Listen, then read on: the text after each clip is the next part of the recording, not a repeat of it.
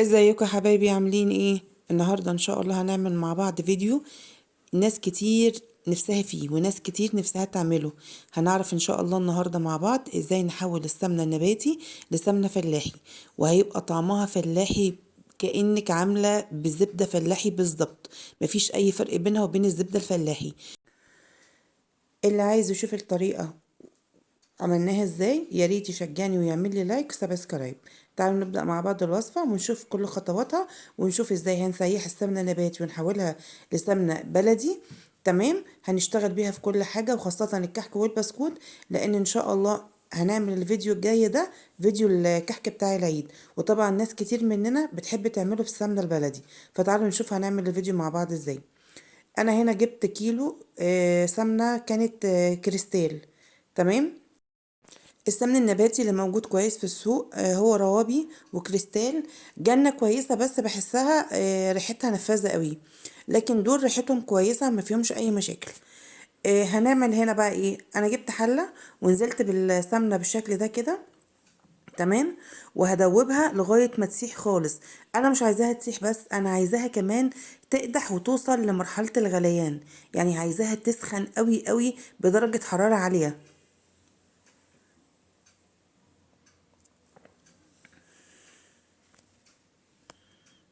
هي كده خلاص بدأت تدوب،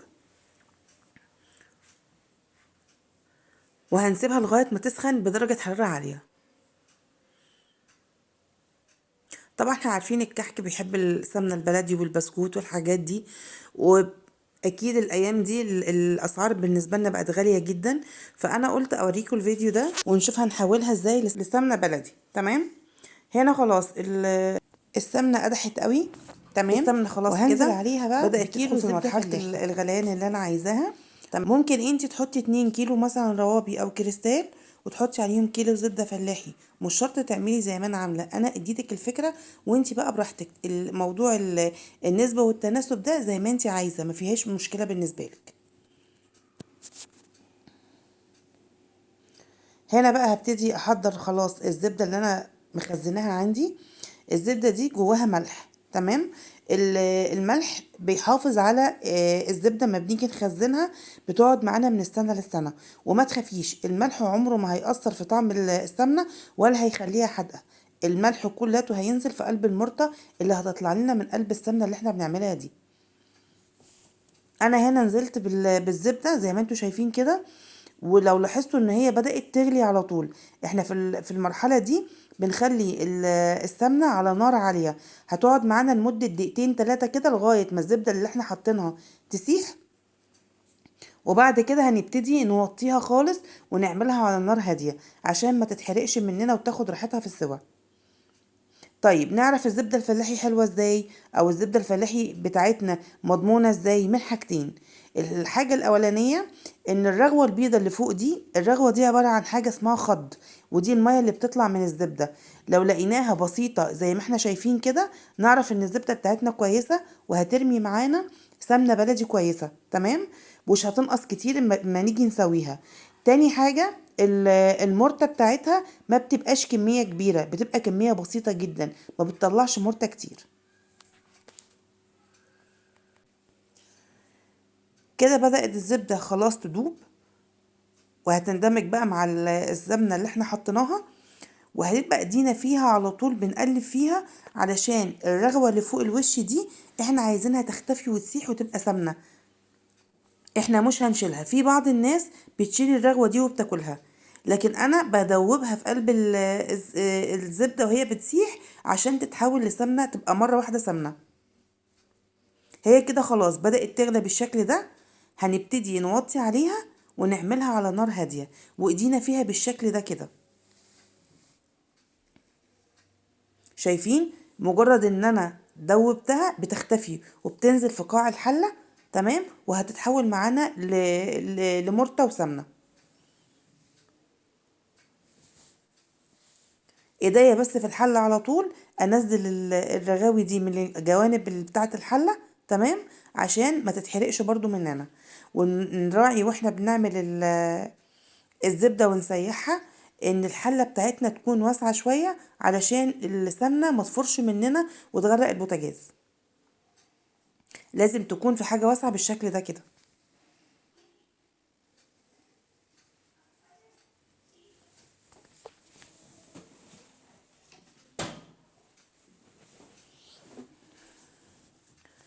تمام كده.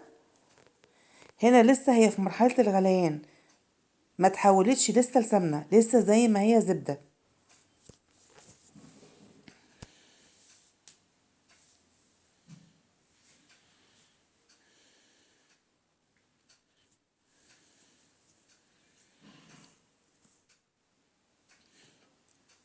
السمنة دي والله لو جربتوها هتستخدموها في حاجات كتير جدا، وطعمها حلو، ما تفرقش نهائي عن البلدي.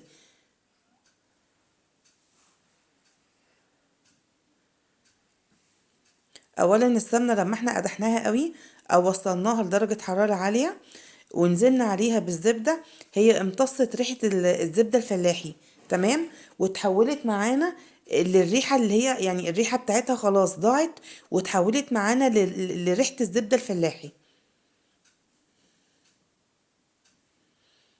هنا بدأت تبقى سمنة خلاص اهيت، تمام. هنبتدي برضو نقلب وننزل الجوانب دي.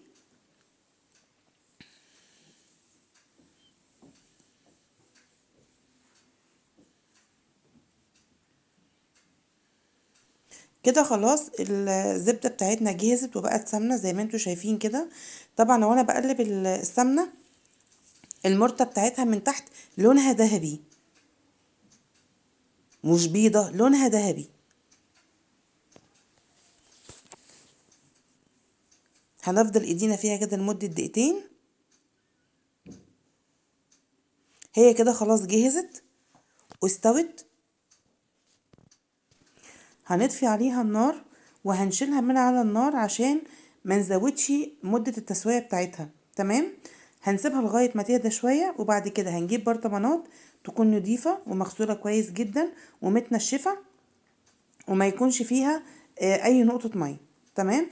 انا هنا سبتها مفيش اي ريم عليها طلع ولا اي رغوة طلعت، تمام. هنبتدي بقى نملى البرطمان وهنشوف هيطلع معانا قد ايه.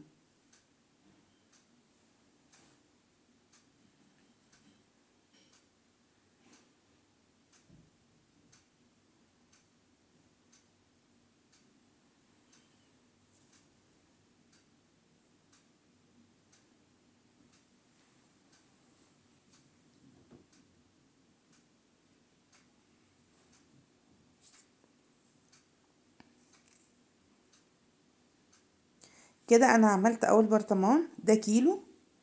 البرطمان ده كيلو وزنه كيلو. ومعايا كمان برطمان تاني هبدأ برضو املاه بالجزء اللي باقي من السمنة، وهنشوف هيطلع معانا قد ايه، هتاخد الكيلو التاني ولا هيكون ناقص شوية.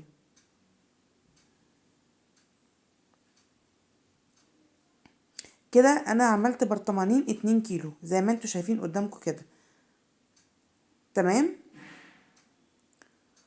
وهوريكم المرطة اللي طلعت منها، دي المرطة اللي طلعت منها حوالي معلقتين فقط لا غير. يا رب يكون الفيديو عجبكم وتشجعوني وتعملوا لي